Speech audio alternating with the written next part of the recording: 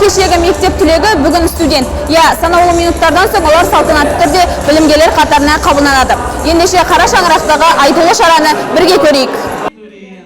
Жүректе жалын, көзде от, көңіл алып ұшып тұрған сәт. Биыл оқу жылында бұл қара шаңыраққа арманын арқалап 2000-ға жуық студент келді. Қатарында болашақ заңгер, журналист, әскери қызметкер сынды түрлі мамандық иелері бар. Ілияс Жансүгіров атындағы Жетісу мемлекеттік университетінде бакалавр, магистратура, докторантура, тіпті колледжде білім жүйесімен қамтамасыз етеді. 1500 бакалавриат, 138 магистратура, 22 докторантура және 300 көлемінде колледж студенттері қамтылып отыр. Оның 138-і бүгінгі күні мемлекеттік грантта болса, 318-і жергілікті білім беру грантымен қамтылып отыр.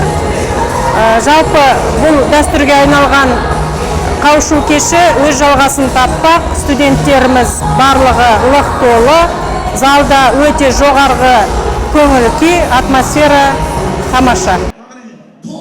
Кешегі мектеп қабырғасындағы оқушы енді студент. Салтанатты шарада бірінші курс білімгерлерін университет ректоры Баймырзаев Қуат Маратұлы арнайы құттықтады. Білім көкжиегін шарлауға дайын жастарға сәттілік тіледі. Мұнан соң студенттік өмірдің басты құжаты табысталды. Барлығы студенттер атынан қос білімгер 4 жылда абыроймен өткеруге ант берді. Журналистика мамандығын именно осы Жетісу мемлекеттік университетте оқығым келді. Себебі бұл жерде сапалы білім ең алдымен. Екіншіден республика бойынша Жетісу мемлекеттік университеті 12-ші орында алады.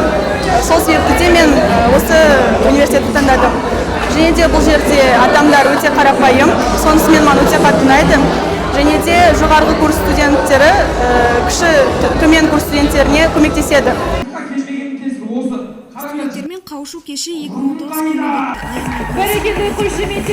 күні жүзінен мұны аңғару қиын емес еді. Салтанатты жиынға эстрада әншілері Өмірқұл Айниязов пен Еңбек Ержанбай арнайы келді. Өнерлерін ортаға салды. Әсем көңілді би, жарасымды әзіл жиналғандарға ұсынылды.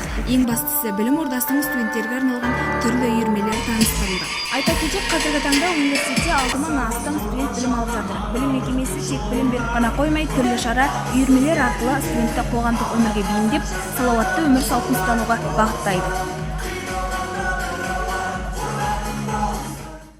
Ендеше бізде балмұздақ білімгерлерге сәттілік тіледік. Аяужан Болат, Ділмұрат Құйзатұлы, оқу телестудиясы.